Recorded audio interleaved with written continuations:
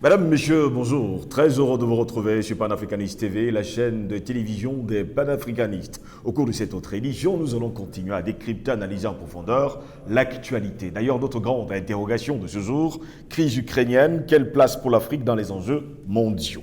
On se rappelle de ce que, mesdames, messieurs, une importante majorité des pays africains a adopté, on va le dire comme ça, la majorité des pays dans le monde a adopté une résolution qui exige que la Russie cesse, on va le dire comme ça immédiatement, de recourir à la force contre l'Ukraine lors d'un vote à l'Assemblée générale de l'ONU. C'était le mercredi 2 mars dernier. Seulement, quelques semaines plus tard, eh bien, on a pris les mêmes et on a recommencé. Finalement, tous les pays africains se sont abstenus. Il semble donc que l'Afrique semble avoir du mal à se positionner dans cette crise ukrainienne. Voilà pourquoi nous nous interrogeons ce matin. Pour nous accompagner d'ailleurs, Edmond Kuaté, économiste et surtout géostratège.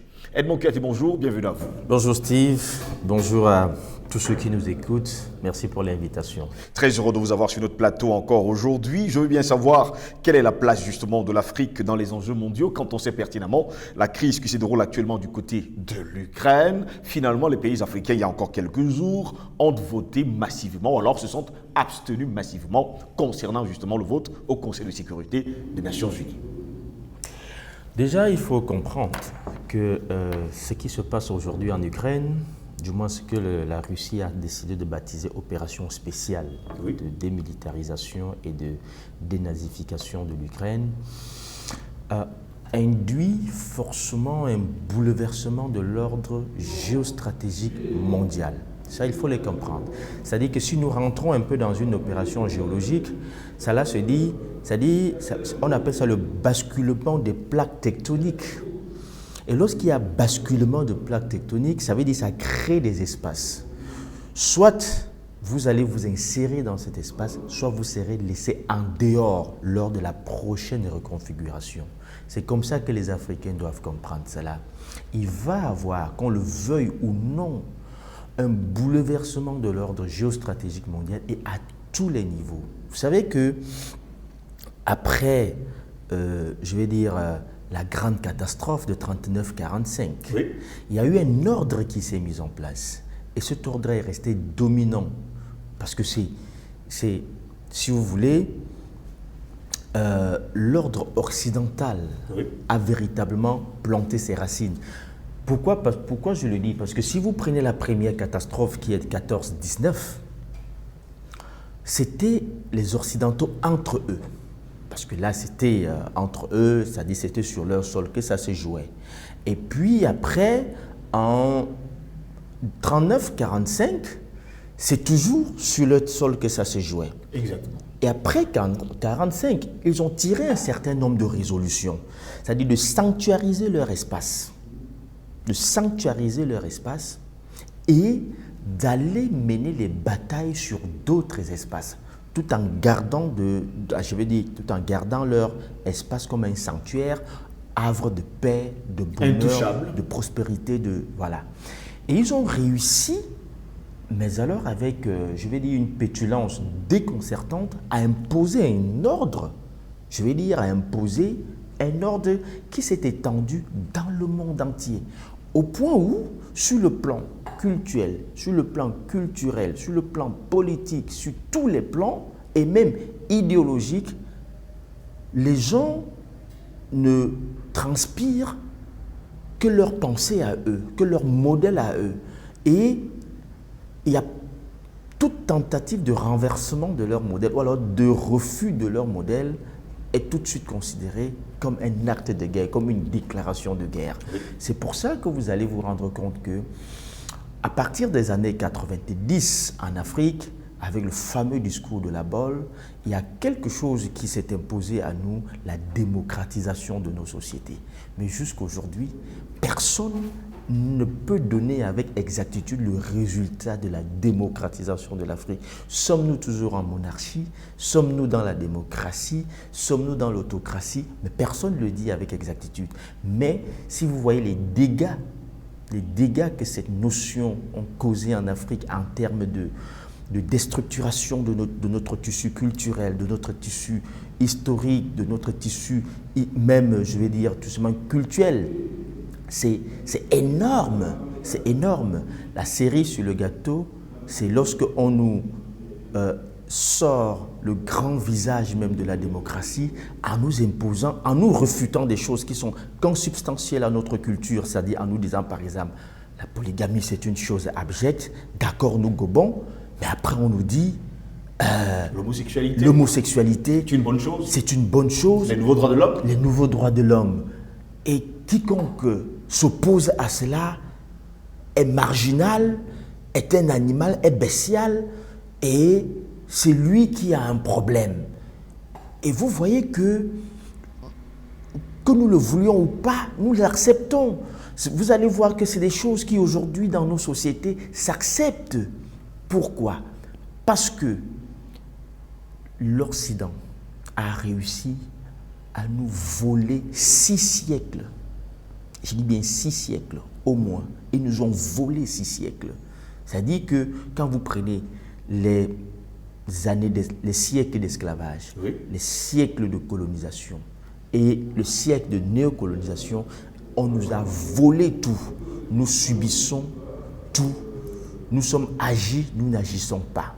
Et donc aujourd'hui, avec ce bouleversement de l'ordre géostratégique, les Africains, au lieu de tout simplement se laisser entraîner dans l'emballement émotionnel de la guerre et ses corollaires, devraient se questionner sur leur réelle position, c'est-à-dire sur leur positionnement réel dans cette nouvelle configuration géostratégique. Quelle sera notre position?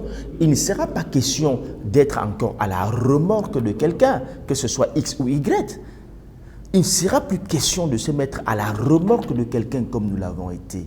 Oui. Il ne sera plus question d'être le caniche de quelqu'un. Il ne sera plus question d'être, je veux dire, le chien de chasse et d'offrir notre terrain comme le théâtre des opérations par procuration que des grandes puissances se livrent. Non, il est question de nous re-questionner, c'est-à-dire que de nous remettre en question, oui, et de nous dire, est-ce qu'on va encore nous voler les siècles prochains?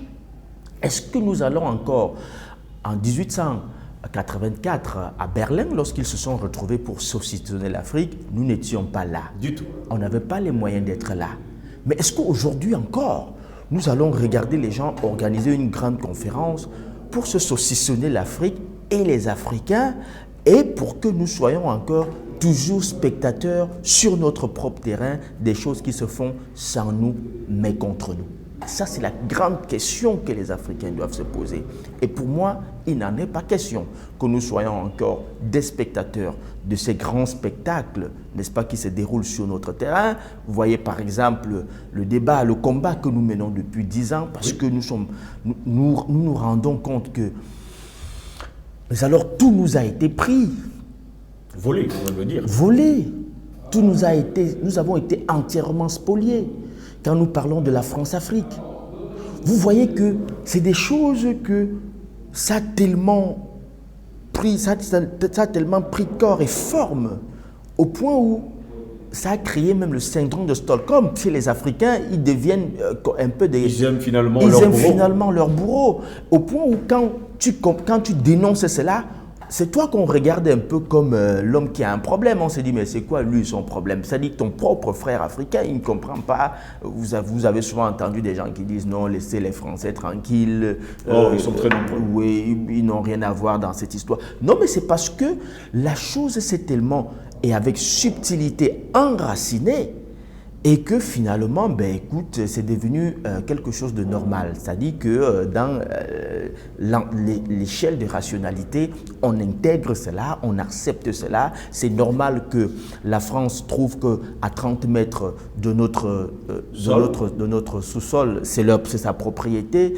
La France, c'est normal qu'on trouve que la France doit avoir un compte d'opération dans sa banque où il met toutes nos réserves de change, c'est-à-dire que chaque fois qu'on vend nos produits de sol et de sous-sol, le paiement se fait dans ce compte des opérations. La France garde 50% et nous envoie 50%, qu'elle ne nous envoie même pas en réalité, imprime un papier hygiénique qui ne sert à rien et à personne parce que il ne fait... Ce n'est pas un secret, vous le savez, quand vous sortez, vous traversez l'aéroport avec le billet de 10 000, ça devient un papier hygiénique, ça ne vous sert à rien. Absolument rien. Alors que l'euro, que vous soyez même à Wenzhou ou dans n'importe quel point du monde, ça vous sert. Vous pouvez changer pour obtenir de la monnaie locale. Mais vous prenez 10 000 francs, vous arrivez ici à Lomé, au Togo, ou à Abidjan, ou je ne sais pas, chez vos propres frères, vous montrez ça, tout le monde vous regarde comme un vulgaire. Esclave. On se dit, mais qu'on ne connaît pas. On dit, mais c'est du papier, ton histoire là, c'est quoi ça? C'est à peine si on ne te met même pas le grappin dessus en te prenant pour un faussaire, pour un homme qui fait dans la contrefaçon des billets. Donc, c'est un peu ça. Il faut qu'on se pose des questions sur ces choses. Est-ce qu'on doit encore laisser cet ordre-là, n'est-ce pas, nous appuyer, nous écraser? Est-ce qu'on doit encore accepter que ces choses-là se fassent? Très souvent, on dit l'Afrique, ça c'est un construit occidental encore, oui. Parce que ceux qui estiment que l'Afrique a loupé le siècle des Lumières, c'est-à-dire le XVIIIe siècle. Oui. L'Afrique a loupé le siècle des Lumières, l'Afrique a été absente au siècle des Lumières, ça c'est un construit occidental. Non, le siècle des Lumières, au sens propre du terme, ça vient de l'Afrique, parce que c'est de l'Afrique que tout est parti finalement. Oui. Pour ceux qui s'intéressent un peu à l'égyptologie, aux travaux de Cheikh Anta Diop, ceux qui s'intéressent un peu à ces choses-là, ils comprendront que tout est parti de l'Afrique, que les Thalès, les Blaise, les Pythagore et tout le monde, tous sont venus étudier sur le continent africain. Et c'est d'ici qu'ils ont acquis des théories, que ce soit des théories de la physique, de la métaphysique, que ce soit le noumène ou le phénomène, tout est parti, tout a été décrypté ici. Bon, et après, il s'est passé ce qui s'est passé. Les Africains croient même parfois qu'ils n'ont jamais rien été dans l'histoire, qu'ils n'ont même pas droit au chapitre, que non. Non, je veux tout simplement dire qu'il faudrait que nous profitions de ce bouleversement géostratégique pour nous réapproprier ce qui est à nous. Quand je dis nous réapproprier, c'est-à-dire nous positionner, oui, n'est-ce pas, dans, si tu veux, dans le cadran géostratégique mondial. On se positionne, on donne notre ton à nous et pour que finalement nous puissions prendre la place qui est la nôtre et qu'on cesse d'être, n'est-ce pas, des caniches, des assistés, si tu veux, des personnes qui vivent de la pitance de l'aumône comme nous vivons, parce qu'en fait c'est ce que nous sommes, hein. Chaque fois que vous allez entendre parler de l'aide publique au développement, exactement, les ONG, ceci, l'aide de ceci, l'annulation de la dette, je veux dire la restructuration de la dette, tout ça, c'est tout simplement pour dire que nous sommes, si vous voulez, finalement, avec cette crise en Ukraine et surtout cette opération, on va le dire comme ça, de dénazification de l'Ukraine, est-ce que les cartes seront finalement rebattues et que l'Afrique trouvera une place justement dans le concert du monde? En fait, il faut avoir une lecture, je vais dire, il faut avoir une lecture holistique de la chose. Oui. C'est vrai, l'opération se déroule sur le sol ukrainien. Donc sur le sol occidental. Sur le sol occidental. Mais est-ce que les ramifications, est-ce que, si vous voulez, les conséquences à moyen et à court terme vont se concentrer ou vont se confiner dans l'espace ukrainien et occidental? Non, ce n'est pas vrai, ce n'est pas possible. Vous avez vu que Zelensky, oui, Volodymyr, essayait de faire des pieds et des mains pour s'adresser à l'Union africaine. Est-ce que vous ne vous êtes pas posé des questions par rapport à quoi et pourquoi? Pourquoi tient-il tant à s'adresser à l'Union africaine? Peut-être on peut comprendre qu'il s'adresse à l'Union européenne. Il a besoin d'un appui militaire, financier également. On peut comprendre qu'il s'adresse, je vais dire, au Parlement français, britannique, allemand, c'est normal.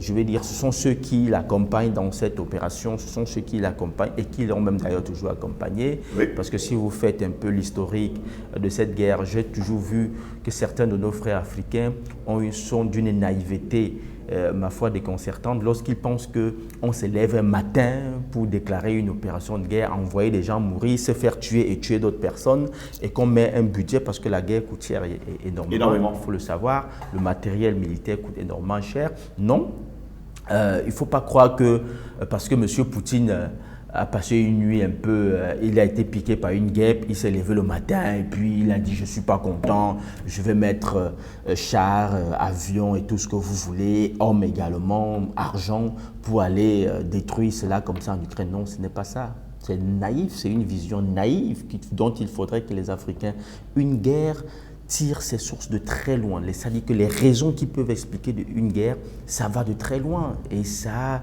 je vais dire, ça rentre, ça trouve ses raisons dans toutes les articulations de la vie, sur le plan sécuritaire, sur le plan politique, sur le plan économique, sur le plan même sécuritaire, sur le plan forcément sécuritaire, ça tire des sources de très loin.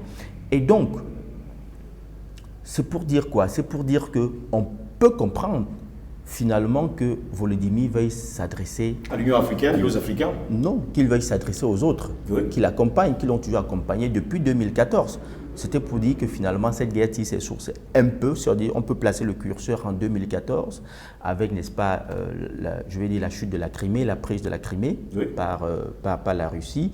Et si vous allez poser la question pourquoi est-ce qu'en 2014, Vladimir décide d'annexer la Crimée, peut-être que vous allez croire toujours qu'il est fou, qu'il a toujours été dans la folie. Non, il n'a jamais été dans la folie. Il est dans une logique cohérente que nous comprenons.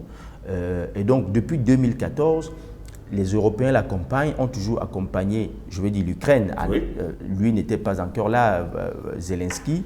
Il n'était pas encore là en 2014, mais c'est toujours ce groupe néo-nazi, si tu veux, le secteur droit, le Pravi Sector, et oui, puis la brigade Azov. Oui. Et puis ce sont eux qui ont mené finalement cette révolution de 2014, la place Maïdan, qui a fait partir le président démocratiquement élu. Et après, on a signé des accords Minsk 1, Minsk 2, que les Occidentaux, notamment la France et l'Allemagne, avaient l'obligation de faire le monitoring de l'application de ces accords-là, qui n'ont jamais été faits, il faut le dire, à dessein.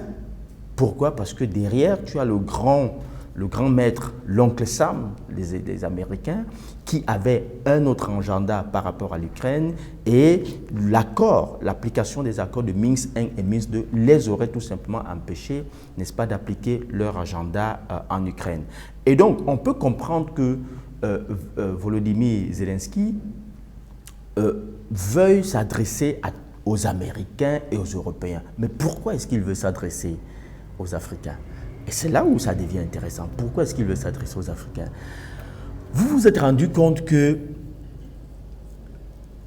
lorsque le président Poutine décide, n'est-ce pas, de lancer son opération, tout de suite, il y a eu un emballement de part et d'autre. Et cela s'est traduit par une prise de sanctions globale. Les Européens ont inventé toute forme de sanctions dont le but était de paralyser la Russie économiquement, politiquement, et finalement de créer une révolution en Russie. C'était ça le but. Et ils étaient dans l'optique qui les a toujours guidés, c'est-à-dire quand c'est leur chose, quand eux ils toussent, quand ils sont enrhumés, c'est le monde entier qui doit tousser. oui, Quand, je vais dire, ils ont sommeil, c'est le monde entier qui doit dormir. Et quand ils ont mal, c'est le monde entier qui doit crier. À la faveur de cette guerre, ils se sont rendus compte que ce n'était pas ça. Vous avez vu le vote au Conseil de sécurité. oui, Finalement, pas au Conseil de sécurité, à l'Assemblée générale des de Nations l'ONU. Unies. Vous vous êtes rendu compte que l'Occident s'est retrouvé isolé, finalement. Ils se sont rendus compte que ceux qu'ils ont toujours considérés comme leur caniche, ne les ont pas suivis cette fois-ci. Non, ça n'a pas été ça. Ils ont compris que les Africains, pour certains, se sont abstenus. Ils ont dit, cette affaire ne nous concerne pas. Pour d'autres, ils ont même voté contre en disant, nous ne vous suivons pas dans ce coup. C'est parlant. Qui aurait pu imaginer qu'un pays comme le Sénégal, Comme l'Égypte. comme l'Égypte, le Sénégal qu'on sait être l'un des premiers caniches de la France, dans une affaire où la France est finalement porte-parole de la répression. porte-parole de la répression, mais le Sénégal vote contre. Le Cameroun, comme on considère comme l'autre gros caniche de la France, il dit je ne vais même pas en salle. C'est-à-dire que je ne veux même pas dire que je m'abstiens. Je ne veux même pas être présent.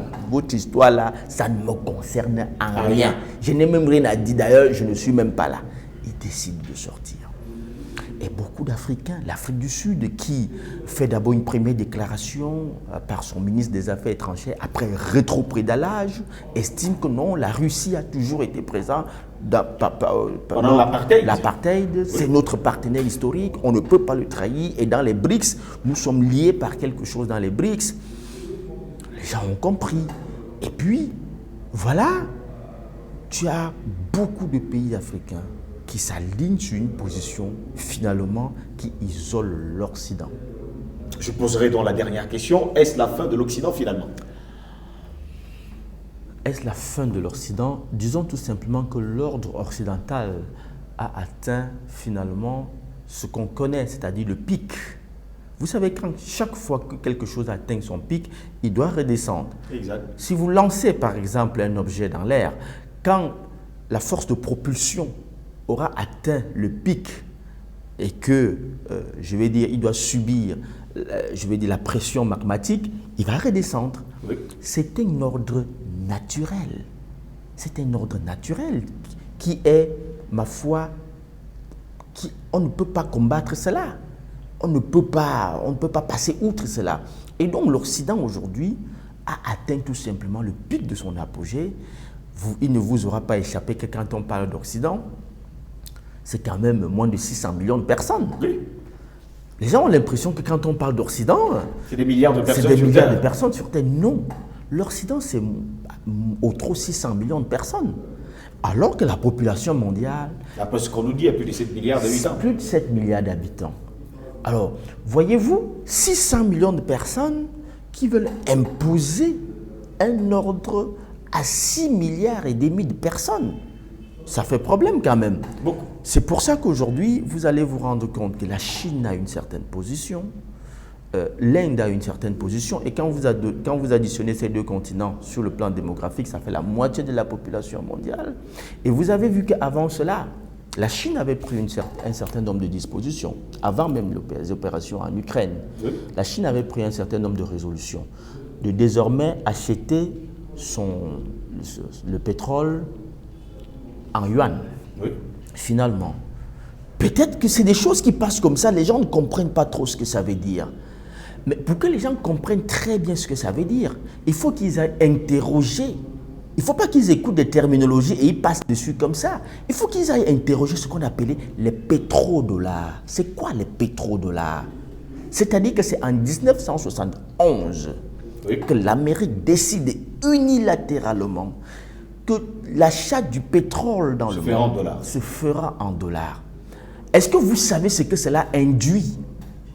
Est-ce que vous pouvez imaginer ce que cela induit? Ça veut tout simplement dire que le monde entier contribue à l'équilibre budgétaire des États-Unis. À chaque fois que vous faites une transaction en dollars, vous contribuez à l'équilibre budgétaire des États-Unis. C'est pour ça qu'ils peuvent s'endetter à n'en plus finir. Ils peuvent faire tourner la planche à billets à n'en plus finir. Ils n'ont pas crainte parce que c'est leur monnaie qui est utilisée dans le monde entier pour des transactions. Et donc, vous ne pouvez pas faire ça même si vous avez une monnaie. Parce que tout de suite, vous allez vous exposer à la déflation monétaire. Si vous imprimez une monnaie qui finalement n'est pas soutenue par des opérations de production, de commercialisation et autres, et qui finalement perd sa valeur, est dépréciée, ça vous entraîne dans une situation très très compliquée. Mais l'Amérique n'a pas ce problème. Ils peuvent imprimer autant de billets qu'ils veulent. Ils n'auront pas de problème. Pourquoi? Parce que c'est leur monnaie qui est utilisée dans le monde entier pour, n'est-ce pas, les transactions énergétiques et pour d'autres transactions. Et donc, la Chine et la Russie, depuis toujours, veulent sortir de cette dépendance à la dollarisation. Ils veulent dédollariser les transactions mondiales. Et une fois que cela est fait, alors là, vous pouvez me reposer votre question, à savoir, est-ce la chute de l'Occident? Parce qu'il faut savoir que quand vous parlez de l'Occident, c'est en locomotive, vous avez les États-Unis. Oui. Et puis maintenant, les wagons, ce sont les pays européens. Oui. Je veux dire les pays européens. Voilà un peu ce qu'on appelle l'ordre occidental. Et donc, si vous arrêtez un train, si vous voulez arrêter un train, il ne faut pas couper un wagon. Il faut aller arrêter la locomotive. Et donc, si aujourd'hui, les États-Unis venaient à connaître des problèmes, n'est-ce pas, avec leur arme qui est puissante, qui est le dollar, si jamais ils connaissaient des sérieux problèmes, parce que vous avez vu également qu'après les sanctions, le président russe a décidé également que désormais son gaz et son pétrole seront payés en roubles.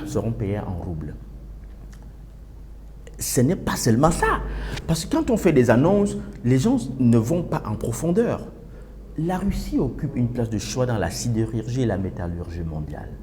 C'est-à-dire c'est incontournable. Si vous dites aujourd'hui que bon, on coupe définitivement avec la Russie, le monde va connaître un problème. Parce que vous n'allez pas... Par exemple, le gaz, vous avez suivi le PDG de Total. Il a dit à plusieurs fois sur des chaînes de télévision, je ne sais pas remplacer le gaz russe. Et il a dit, c'est pas moi qui le dis, c'est le PDG de Total qui dit, arrêtez avec l'hypocrisie. Tous ceux des anglo-saxons qui disent, qui annoncent à grande pompe qu'ils ont quitté la Russie, personne n'a quitté la Russie parce que ce sont des contrats long terme et que personne ne peut savoir remplacer.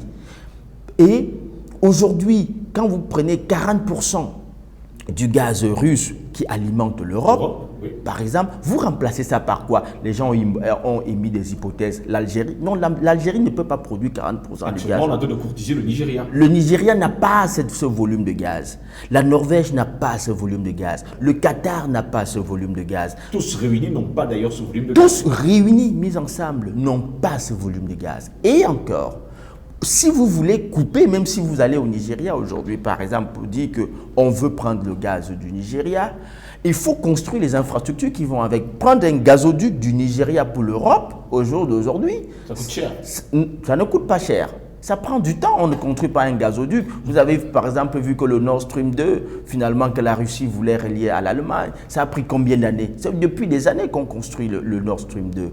Et donc, que ce soit, même si vous trouvez du volume au Nigeria, il faut prendre du temps pour faire des infrastructures. Alors, si vous ne pouvez pas attendre, la seule chose qui vous reste à faire, c'est d'abord de liquéfier ces gaz-là avant de le transporter. Et ça ne suffit pas. Une fois que vous avez liquéfié, il faudrait maintenant que dans les ports d'accueil, il faudrait que vous mettiez un certain nombre d'infrastructures pour pouvoir l'accueillir. Parce que quand vous avez liquéfié le gaz pour pouvoir le transporter dans des tankers, maintenant, une fois que ça arrive au port, il faut qu'il y ait des infrastructures assez spéciales pour pouvoir accueillir ces gaz-là. Ce que beaucoup de pays européens n'ont pas.